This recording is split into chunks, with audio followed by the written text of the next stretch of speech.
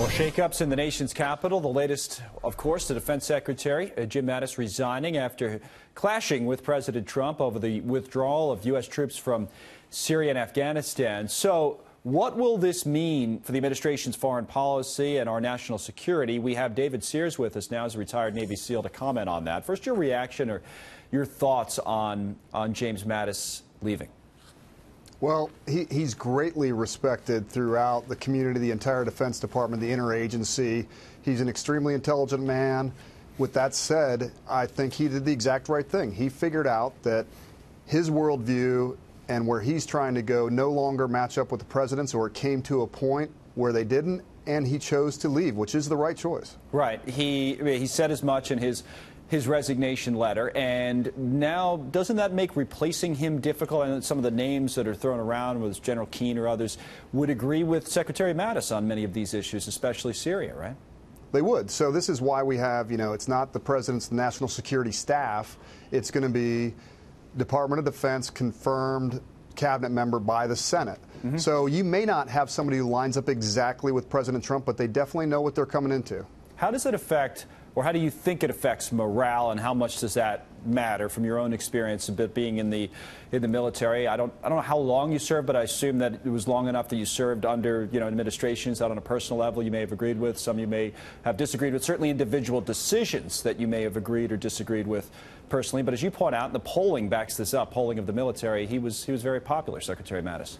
He was, and I served over 20 plus years, so under multiple presidents and lots of different leadership.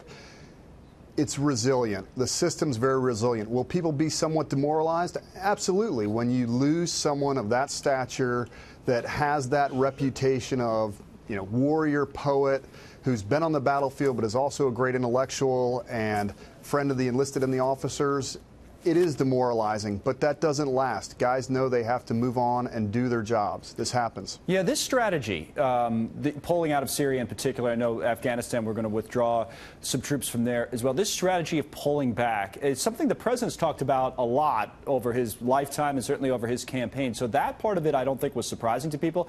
Maybe the abrupt nature of how it was announced and whether Secretary Mattis was consulted on it this week was surprising. What's your personal view on that? Because there's a lot of people coming out and say now we're less safe because of this, that type of thing. Are people going too far in their kind of analysis of it?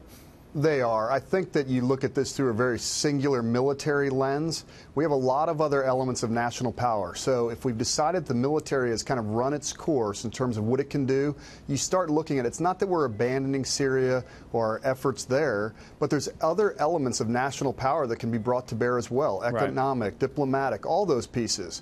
So making these causal connections of this is going to lead to the next 9/11 are just ridiculous. Right, that's the Lindsey Graham comment. Do that. But, there were people that said, especially people who have a record of saying it, hey, I was tough on President Obama for getting out of Iraq. I got to be the same on President Trump because that didn't work out so well, and this won't either. Is that a fair statement or thought? No, concern?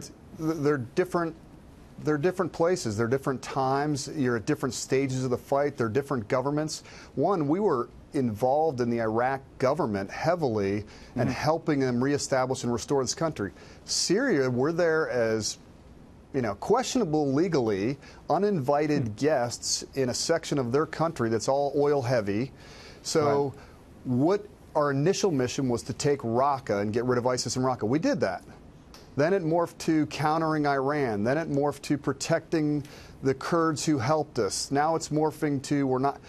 So where are we going with this? What are 2,000 troops doing? I don't think you can make any causal lines linear to this is going to lead to the next 9/11 at all. Okay. Again, Lindsey Graham was saying that about Afghanistan and Syria, I believe. David Sears, good to see you. Thanks for the analysis. We appreciate it.